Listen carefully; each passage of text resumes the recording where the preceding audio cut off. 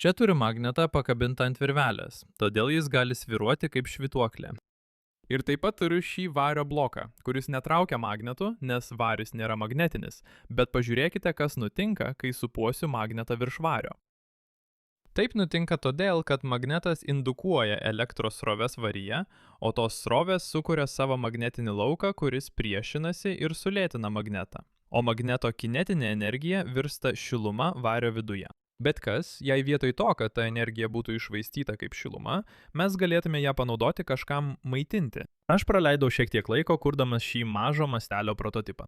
Kur ant svirties galo yra keli magnetai, sumontuoti ant mažos trinties guolių. Ir tai leidžia jiems svyruoti kaip švytuokliai. Bet aš pakeičiau vario bloką varinę vielą, kuri yra suviniota į ritę, kuri šiuo metu nieko nedaro, nes vielos galai yra atjungti. Kodėlgi mums neprijungus mažos LED lemputės, kad pažiūrėtume, ar galime ją įžiebti?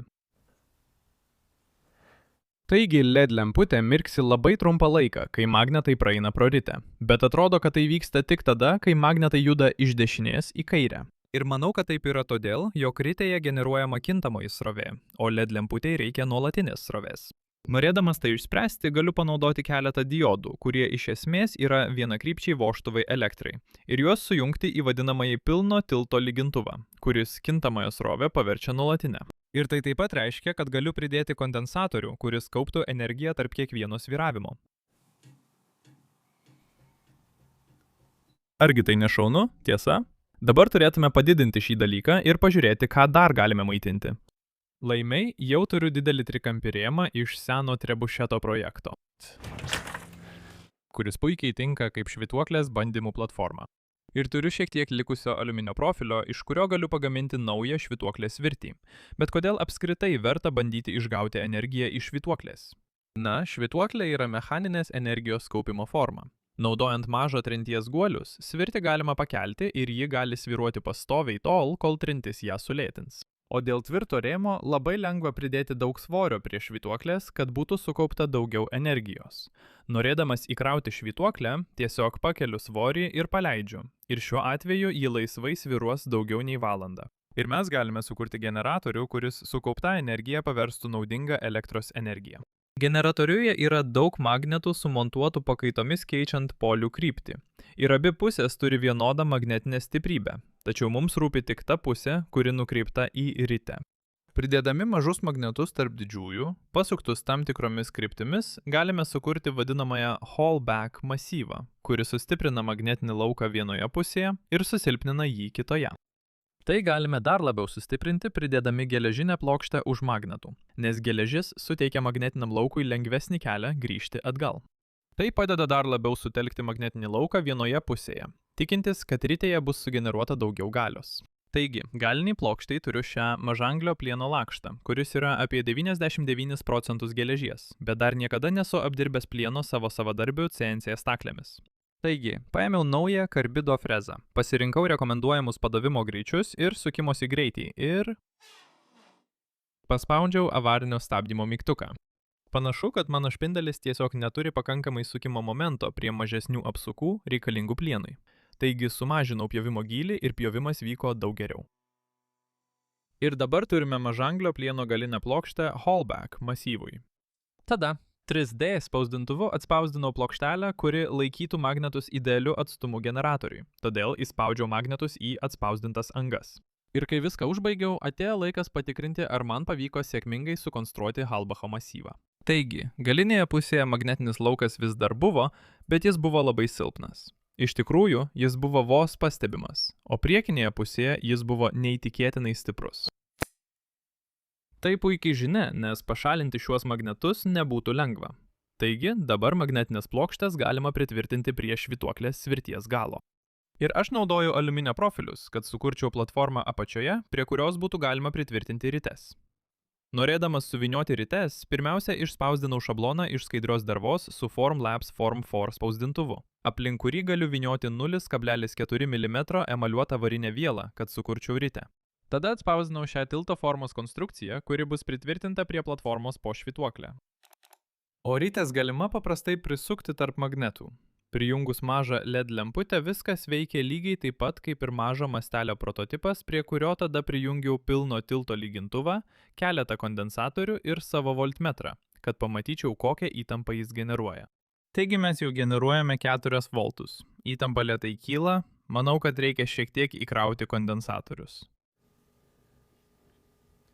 Štai taip, LED lemputė užsidega prie 8 voltų.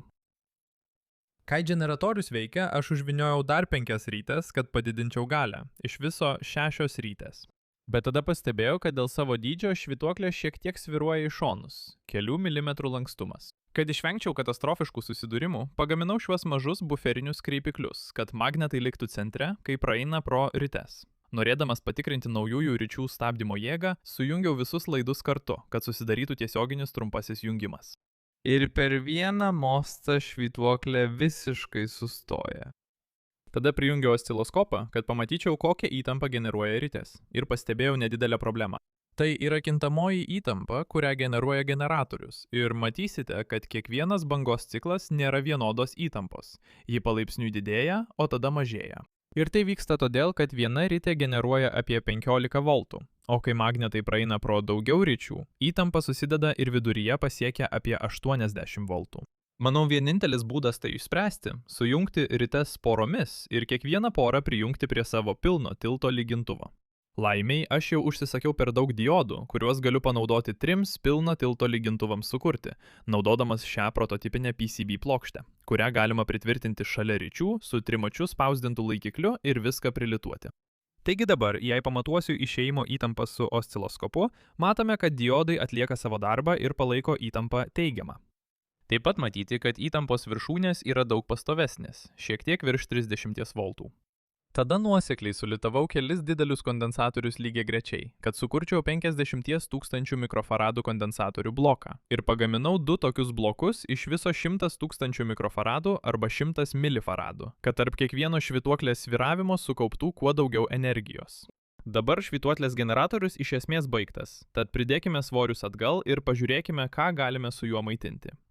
Gerai, pradėkime nuo vienos LED lemputės, nes žinome, kad tai veikia, ir įsitikinkime, ar viskas vis dar veikia, kai švytuoklė jau baigta. Kondensatoriams reikia šiek tiek laiko įsikrauti. O, ji ryškėja. Pažiūrėkime, ar galime maitinti daugiau nei vieną. Štai, 2 LED lemputės. Lengvai maitina. Šiek tiek blanki, todėl pastumkime švytuoklę stipriau. Pabandykime 3 LED lemputės.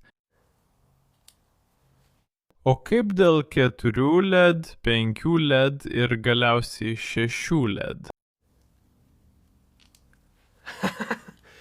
Kadangi LED lemputės įžiebti atrodo gana paprasta, pabandykime įjungti ką nors daugiau, pavyzdžiui, elektrinį variklį su ventiliatoriumi. Oh! Tai turi daug galios. Šis ventiliatorius tikrai išsiurbia energiją iš švytuoklės, bet padėsiu jį ant grindų, kad parodyčiau, jog jo nemaitinu iš baterijos savo rankovėje.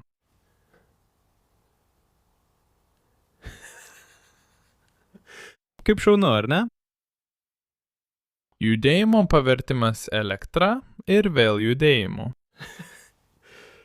Taigi dabar turime didelį švytuoklę, kuri kaups energiją kaip mechaninę bateriją, ir generatorių, kuris šią sukauptą energiją pavers naudinga elektra. Bet kaip sukaupti daugiau energijos? Paprastas atsakymas – padidinti pradinę svorio aukštį, taip padidinant gravitacinę potencialiąją energiją. Tačiau tai sukelia tam tikrų problemų. Kai švytuoklė svyruoja? Laikas, per kurį ji atlieka pilną svyravimą, išlieka pastovus ir yra apibrėžtas šią formulę. Iš esmės tik svirties ilgis lemia svyravimo periodą, o padidinus svirties svorį ar jos svyravimo aukštį, pilno svyravimo laikas nepasikeičia. Tačiau tai galioja tik tuo atveju, jei švytuoklės svyravimo kampas yra mažesnis nei maždaug 10 ar 15 laipsnių. Jei padidinu švytuoklės kampą iki 12 valandos padėties, kad maksimaliai sukaupiu energiją, kiekvieno svyravimo laikas žymiai padidėja. Tam reikėtų daug didesnio kondensatorių bloko, kad generatorius galėtų palaikyti pastovią galią tarp svyravimų. Taip pat įtampa, kurią generuoja generatorius, yra tiesiogiai proporcinga švytuoklės greičiui jos svyravimo apačioje. Taigi, paleidus švytuoklę iš aukštesnės padėties, iš pradžių sugeneruojama didesnė įtampa. Tada svyravimo pabaigoje įtampa bus gerokai mažesnė. Todėl manau, kad geriausias būdas sukaupti daugiau energijos yra tiesiog padidinti svorį ir išlaikyti žemą svyravimo aukštį. Ir tokiu būdu įtampa bei svyravimo trukmė yra daug pastovesnės. Ir mes galime pridėti įtampos reguliatorių, kad generatorius galėtų veikti iki 30 voltų. O šviesos diodus galima maitinti patogesnę 8 voltų įtampą, kuri užtikrina tolygų energijos tiekimą keletą minučių, palaipsniui paverčiant švytuoklės energiją šviesa. Taip pat įdomu tai, kad švytuoklėje sukaupta energija yra tiesiogiai proporcinga jos svyravimo aukščiui ir mes galime išmatuoti svyravimo aukščio sumažėjimą, kad apskaičiuotume šviesos diodų galios sąnaudas. Taigi, kai pradinis svyravimo aukštis yra 18 cm virš centrinio taško, galime paleisti svorį, kad maitintume šviesos diodus. Po 3 minučių svyravimo ir šviesos skleidimo švytuoklės svyravimas sumažėjo maždaug 13 cm. Kas 40 kg svoriui yra lygu 51 džiauliui, o kadangi 1 vatas yra 1 džiaulis per sekundę, 51 džiaulis per 180 sekundžių yra vidutinė galia 0,28 vato, kas yra gana mažai, bet jei prijungiu juos prie savo reguliuojamo maitinimo šaltinio tokiu pačiu įtampu, atrodo, kad viskas teisinga. Aš netgi galiu naudoti USB įtampos reguliatorių savo telefonui įkrauti, nors atsižvelgiant į tai, kad maksimali sukaupta energija švytuoklėje yra tik apie 0,02 vatvalandės, man reikėtų pakelti svorį beveik 1000 kartų, kad visiškai įkraučiau bateriją. Tai nėra 1000 svyravimų, tai yra svorio pakelimas ir leidimas jam sulėtėti iki visiško sustojimo 1000 kartų. Be to, atrodo, kad telefonas tarp kiekvieno svyravimo per greitai iškrauna kondensatorius, todėl įkrovimo greitis tampa nenuoseklus, o telefonui tai nepatinka.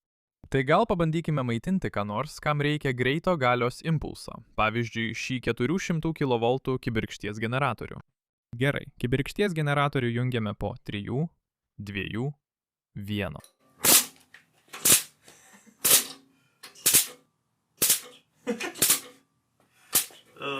Tai tiesiog absurdiška.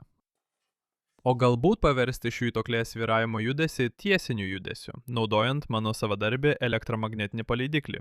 Šis paleidiklis anksčiau buvo naudojamas radijo bangomis valdomam lėktuvui paleisti į dangų, naudojant magnetus ir elektrą.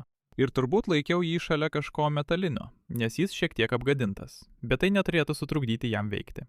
Taigi, prijungus jį prie švytuoklinio generatoriaus, ar galime paleisti šį popierinį lėktuvėlį? 3, 2, 1. Manau, kad švytuoklė iš vieno mosto nesugeneruoja pakankamos galios. Todėl leisiu kondensatoriams pasikrauti ir bandysiu dar kartą. Gerai, kondensatoriai turėtų būti jau įkrauti, tad paspauskime paleidimo mygtuką 3, 2, 1. Ho-ho! Tai puikiai suveikė. Taigi, nors švytuoklinė baterija turi siaubingai mažą energijos tankį palyginti su šiuolaikinėmis ličio baterijomis, su ja tikrai smagu eksperimentuoti dirbtuvėse. Tikiuosi, kad šis projektas jums pasirodė įdomus ir labai ačiū, kad žiūrėjote.